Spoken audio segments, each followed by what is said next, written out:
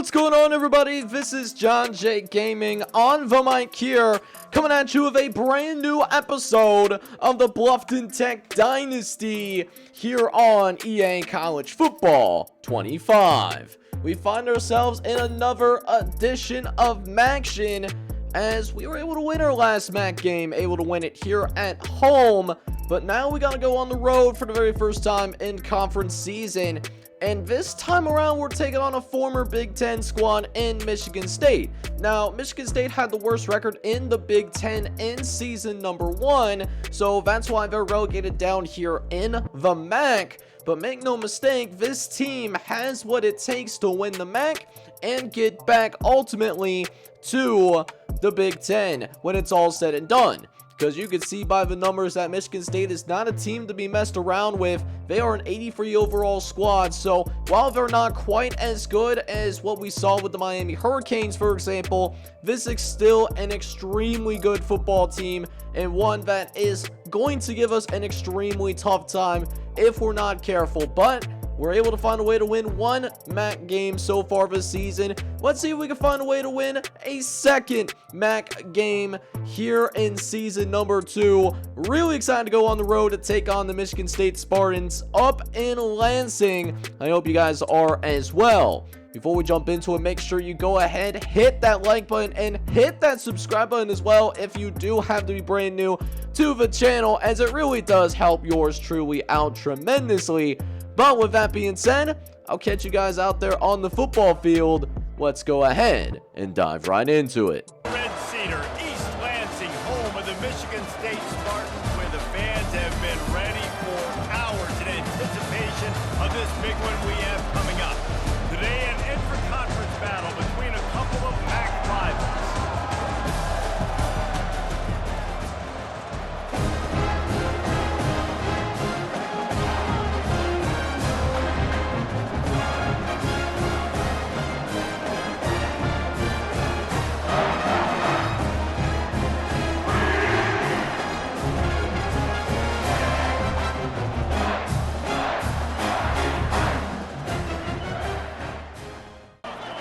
Alright, boys, so let's go ahead and see if we can pull this upset off on the road in Lansing, as we'll go ahead and start with the ball. And right now, all I really want is to get my quarterback a little bit more comfortable, and really this offense getting more comfortable as well. As you already know, it's going to be pretty loud in here for our offensive line. Audibles will be hard if, we don't become more careful in terms of, setting our guys up in those initial positions to win. But 3rd and 6, I have a chance to, go ahead, complete the first down, as I'm looking over, trying to throw over the middle of the field, and we threw a little bit of a hospital ball. I'm not going to lie to you. We're happy that we didn't hurt our starting tight end, but at the same time, Michigan State is going to take over, and we didn't even get any points on the board.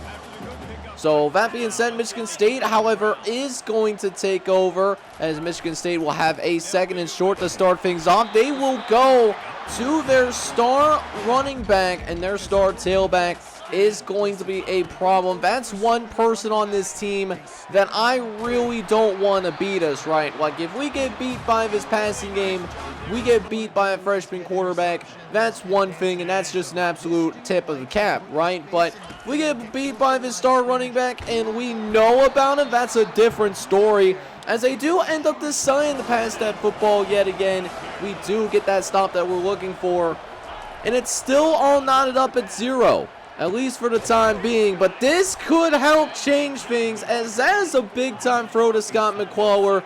That was a tight window, and I wanted to make sure I could squeeze it in there, so kind of sorted through behind him on purpose there, as now we go no huddle. Wants to throw over the middle, but we might have rushed the delivery just a little bit. So now we got 2nd and 10 here coming up, as Bluffton Tech is getting ready to figure out what they want to do for the next play. Could possibly be one of those, send it deep kind of opportunities, which we actually are going to try to audible into. I do call this audible, trying to go a little bit of 4 verts till it hurts, as Armstrong is going to let it loose downfield, but with that being said, the defender locks it up extremely well. And now it's going to be 3rd and 10. Armstrong goes to the line with 4 wide and does have Will Peebles in the backfield. Armstrong looks over the middle, wants to get to the outside with Chris Gentry, but we couldn't get outside leverage. And once again, we will have to punt this football away. But our defense has been doing well thus far. You know, we haven't given up any big plays. We forced this Sparty squad to at least be a little bit more patient offensively, so I do appreciate that. However, on a 3rd and short, we already know this tailback's probably going to get the ball here, and yet, in spite of that, we still allowed the first down. We could not rally to the football soon enough, and Nate Carter is going to move the sticks for Sparty, as the drive will continue for Michigan State, as they have a brand new set of downs. So the freshman quarterback's going to drop back, tries to throw it out over to the flat, and that is going to be broken up. That will be considered an incomplete pass. And now we're staring down 2nd and 10. As Sparty is going to go ahead and run to the left-hand side, and this could go for a big play for Nate Carter.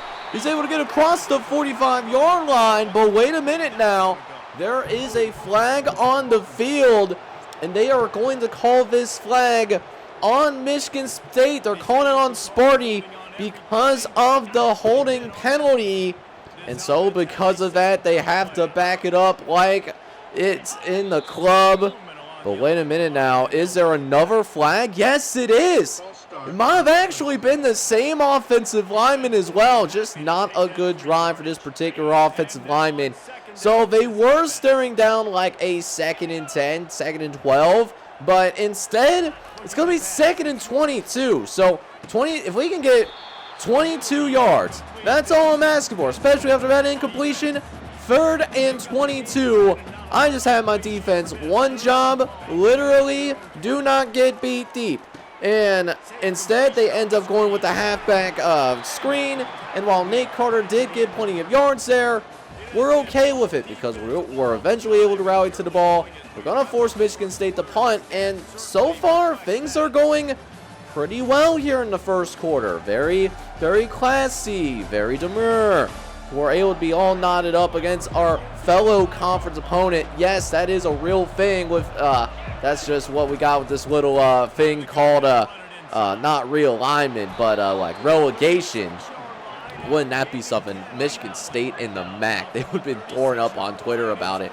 Looks like they are trying to press downfield, so let's see if our guy can win on the outside. Doesn't really do that, so we end up going to the slant instead, and I thought I could have fit it in there, but it looks like my luck might have just ran out, chat, because we end up throwing an interception on the next play.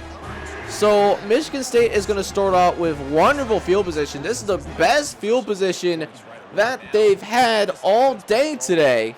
So let's see what Sparty does with it. The freshman quarterback's going to drop back, throw over to the left-hand side, and that was actually brought in. I mean, that is a dot to the left-hand side. Got to give credit where credit is due.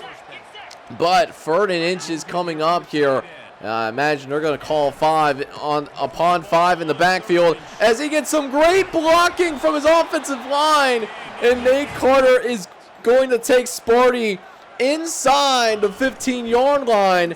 And our line is certainly reeling right now. We can't stop the run. It's going to be a long day, man. It's going to be a really long day if we can't stop this run consistently, as our quarterback's going to try to scramble. Finds the tight end in the corner of the end zone. Out in the flat. Touchdown, Sparty. And Michigan State is going to score the first points of the game finally. It just took a quarter and a half to actually pull it off. So with that being said, we're going to go ahead and get back to work here as we're looking around. And Armstrong has all of his space out on the perimeter. It's just going to go ahead and take it for a first down. I mean, you know, we don't need to force anything downfield, although I want to try and eventually get something going here with this press coverage that they've been doing. I mean, we got to eventually get that big play deep, right? But 3rd and short, we are going to try to run a little bit of speed option here as DJ Armstrong gets the pitch out. We get kicked behind the line of scrimmage, And even if we got that first down, this play was going to be coming back anyways. Andrew Spanway is going to be called, but an interesting font here. Michigan State actually declines the penalty, which is something that I was not expecting for at all. And so if they're going to go for it here on 3rd and 11, I try to go to the hot route because Sparty was sending that blitz, and it was well short of the first down marker, and we had to punt this ball away. So could be a moment where we see Michigan State possibly take control of this game a little bit if we're not careful. They did score on their previous possession, and of course we're still searching for our first points of the game. 7-0 is still your score as Carter's going to run it up the gun and has a clean lane to work through. But there is yet another penalty on the field, and they're going to be calling it on that Michigan State offensive line as Anthony Lepo is called for the holding, and that will be the second holding penalty that will be accepted by Bluffton Tech. So we are at least winning the penalty battle for right now as Michigan State tries to go play action. Over the middle, it's going to be intercepted. It's the sophomore, Porter Lindstreet, down the sideline. And it's going to be chopped down at about the 9-yard line. But let's go, baby. You want to try to get some energy into our team? This is exactly how you go about getting that job done. We needed that, and we're going to deliver. So a chance for us to cash in on the goal line opportunity as we'll go ahead and go out over the middle of the field and one in the slant pattern, but didn't throw it quick enough as that was completely locked down after that. So it really capped off really 3 unproductive drives and make that a 4th as well, because we are going to miss this kick from 25 yards out. And it's just disgusting stuff, man. Absolutely disgusting stuff. I can't believe we missed that kick from that close, but you know what? The CPU misses that kick too, so I don't feel as horrible about it. Just would have been nice to be able to get this goose egg off the scoreboard, but you know, I guess we can't have nice things sometime. So with that being said, Michigan State is going to start the 2-minute drive. Started as, look at this throw by the freshman quarterback on the run and throws it on a rope to 15. What am I supposed to do about that? I mean, the pressure was actually really good there, and yet Nick Marsh gets open down the sideline, makes a play, and we're now down 14-0. So Armstrong's going to try to get our guys going here, and it looks like DJ Armstrong might be just pressing a little bit too much here, playing a little angry, I want to say, as Armstrong wanted to fit that in on the slot post, and it just wasn't there. That was a pass that should have never been thrown, and now we're just hoping that maybe we can get a stop, or will Sparty have 2 consecutive stops in a row as I get beat right away on the right-hand side. That's going to be an immediate first down for the Spartans as they're now closing in on yet another red zone opportunity. Less than a minute left as we'll go ahead and try to send some pressure to the freshman, but it looks like it's going to work horribly as we immediately give something open down on the back end. It will now be 1st and goal from inside the 5-yard line where Nick Carter is going to handle the rest. It's going to be yet another touchdown for Michigan State and the Spartans. This Spartans team is going to extend their lead, and we're officially down 21-0 right now. It's been brutal. However, one silver lining that we do have is that we do at least have one more timeout that one more chance. We actually do have all of our timeouts, just trying to quickly get our guys organized real quick as Armstrong makes adjustments at the line, wants to throw over to the left-hand side and finds Javion Foreman across midfield. And yet again, we're going to go for a big play. We'll see if it opens up this time around. We got a couple of guys that we're audibling for. Foreman looks to the left-hand side, and that's going to be caught, and we will go ahead and use one of our timeouts. But coming out of the timeout, though, we still have a couple that we can utilize still as Armstrong looks over the middle of the field real quick, and that route was nearly ran from Dylan Tatum very fortunate we still have the ball in our hands here. So it's 3rd and 5 with 9 seconds left.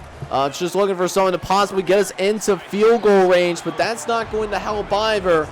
And at this point, you know, sometimes you just got to risk it for a biscuit. 4th and 5. Probably going to be the last play of the first half. We're going to just try to chalk this one up, and we can't even get the pass off.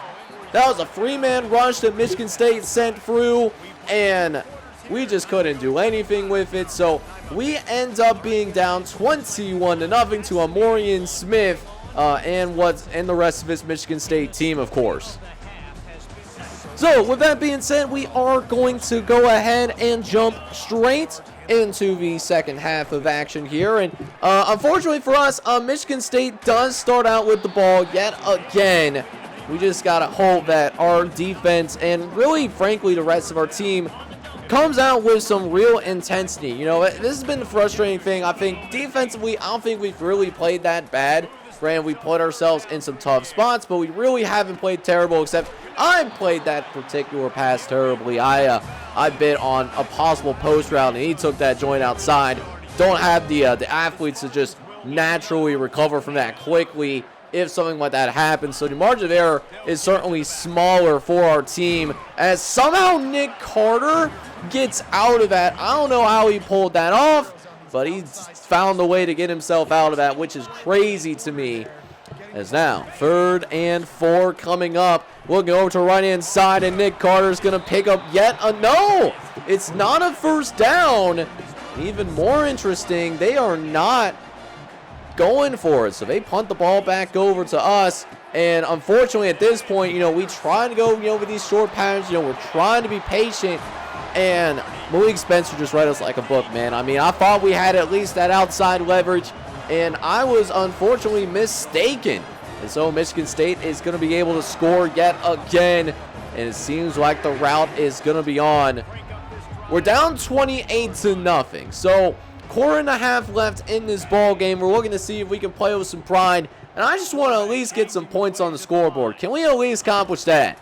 Right, so 1st and 10, we will throw short over the middle to CJ Peaks, and at least this pass, well, it's not a big pass by any means, does at least land in the hands of a Bluffton Tech player.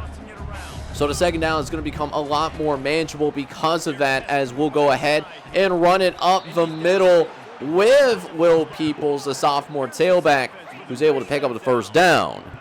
Later on in the drive, though, as we'll go with 1st and 10, as we'll go ahead and run it with the aforementioned Will Peoples, who picks up another seasonally decent chunk of yards as well. He's had a hard time finding running room today, averaging a little over 3 yards a carry, but that's really been the story of this offense today. Really haven't been able to really find any kind of consistency. Although we might try to pull a fast one here. Go with the quarterback draw, as, hang on now, DJ Armstrong's going to be able to bounce it back inside. And that was a nice Duke move there by the junior quarterback, able to move the sticks again. So Bluffton Tech putting together a little bit of a drive here, as Armstrong's going to make some adjustments at the line of scrimmage. Armstrong getting ready to go ahead and maybe snap this ball. We'll see what kind of concept they go for. It's a wide sail. We got a man open downfield. It's caught! Touchdown, Bluffton Tech! And the Fighting Muskrats are finally on the board.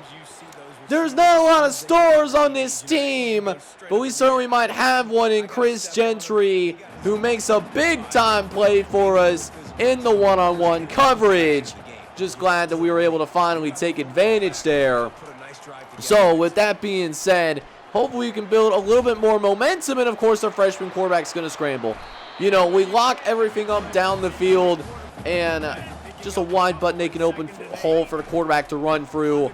So now we're back at it again, trying to get some work done defensively. See if they can build off of this momentum that we had on the last drive.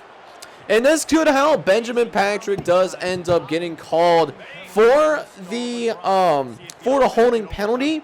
So we are going to bring it back here a little bit. It's going to be 2nd and 18, where we drop back in coverage, and look at that. Had somebody open over the middle of the field, but thankfully At least this pass ended up being incomplete. So, 3rd and 18. We've already given up a big 3rd down once. So I asked my guys to back up a little bit, make sure we don't get beat downfield, and we did it again. We did it again. We get beat on a 3rd and 18. And that just pulls your hair out as a defensive coach, I'll tell you what, because you cannot give up 1st downs on a 3rd and 18. That's absolutely frustrating, as now they're going to throw over to the left-hand side and had the slot fade open, but we couldn't take advantage, though, because that ball was overthrown, thankfully. Instead, it's going to be 2nd and 10 here as we get towards the end of that 3rd quarter of action. Throwing over the middle, and it will be brought in. And that will indeed be the final play of the 3rd quarter, as the Spartans have been enjoying themselves here now that they're down in action, up 28-7 going into the final quarter. And here's the college football playoff rankings.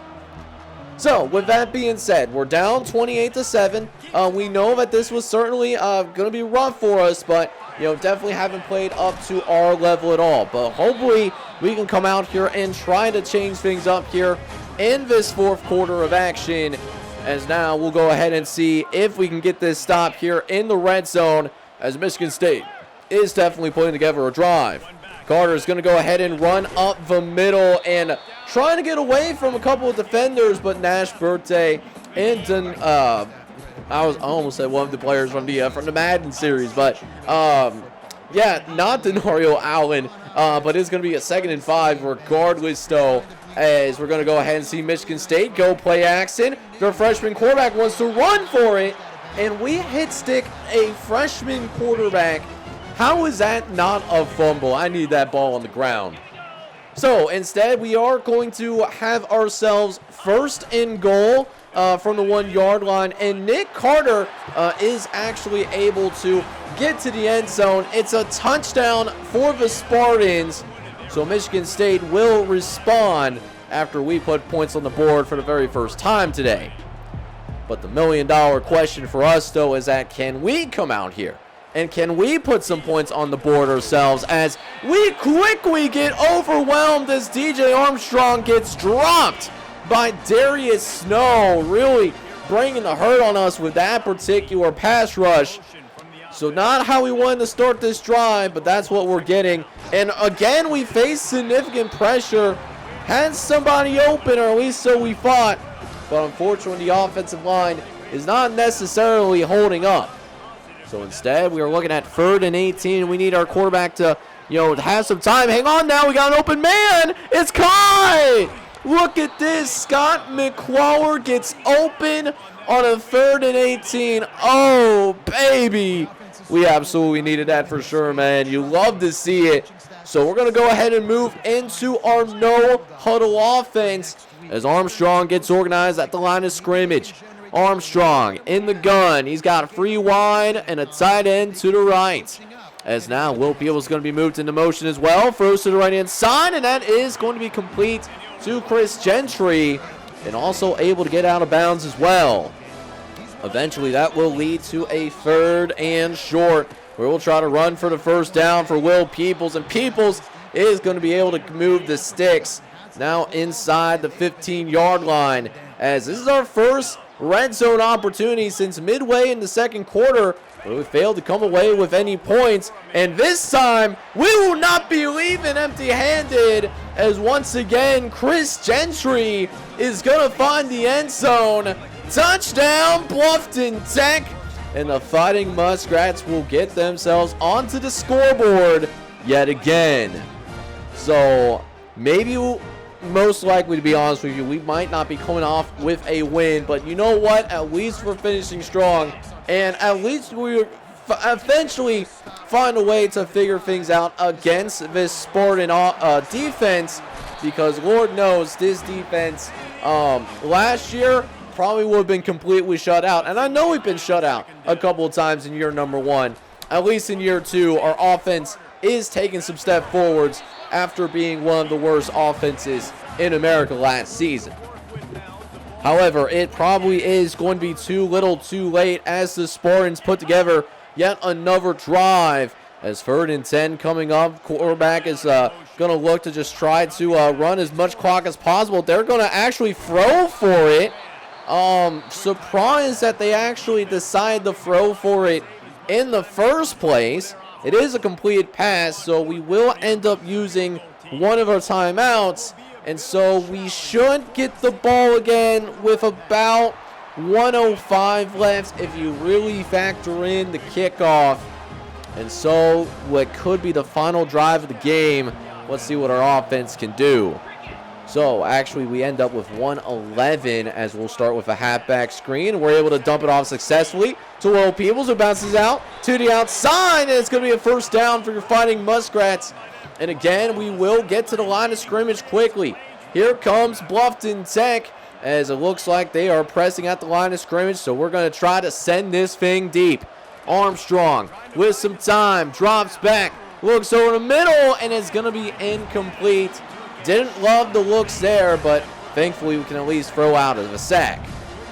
So 2nd and 10, following the pressure leading to the incompletion, Armstrong will drop back again, tries to step up into the pocket, and is able to find Javion Foreman for the first down. So we're at least able to have that under our belts.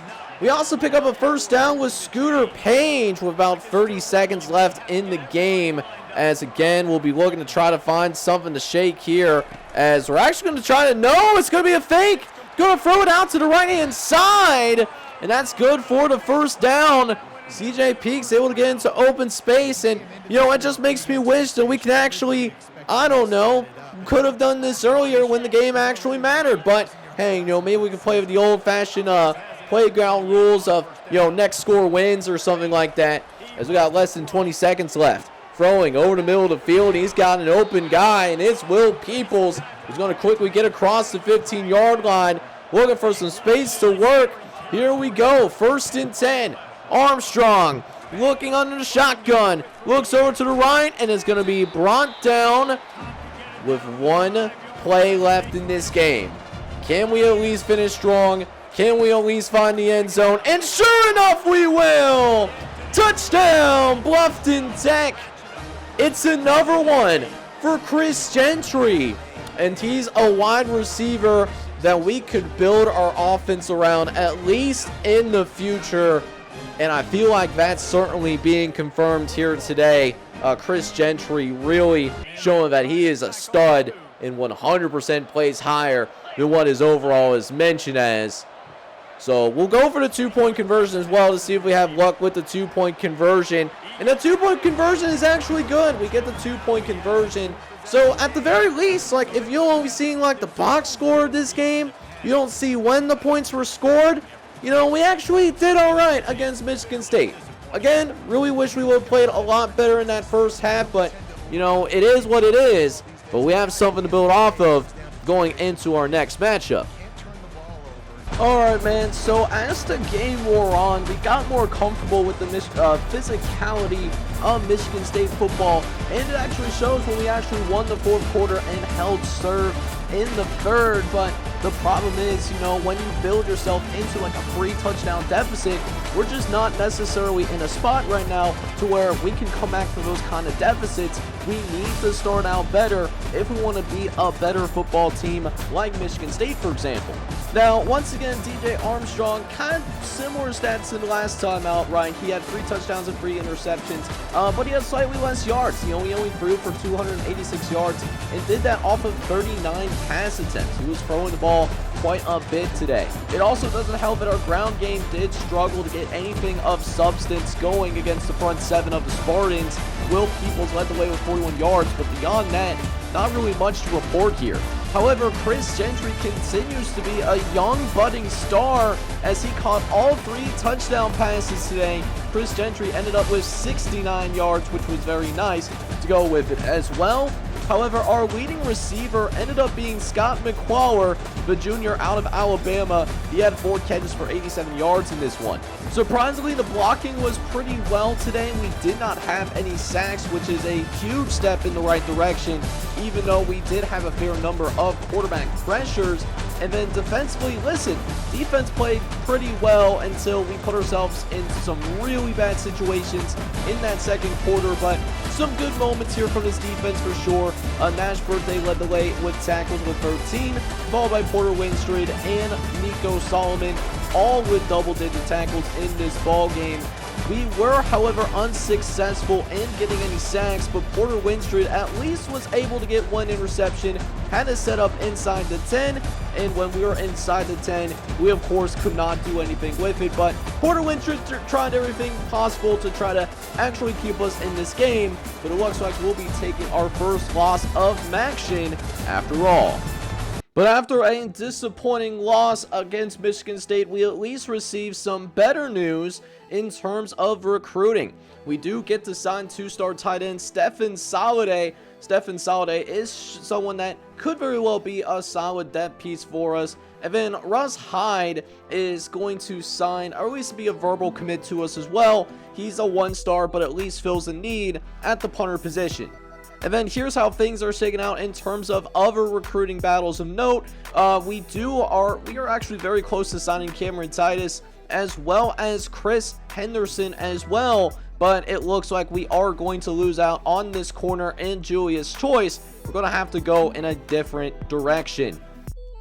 But we do at least get the benefit of returning to the Tech Center, as next episode we will be taking on our third Michigan team in the last 3 weeks. This one is going to be in Central Michigan. There are a similar overall than us, and they're also a similar record than us as well. So it should be a close game, should be a competitive game if we show up and play Bluffton Tech football at its highest caliber, at its highest ability.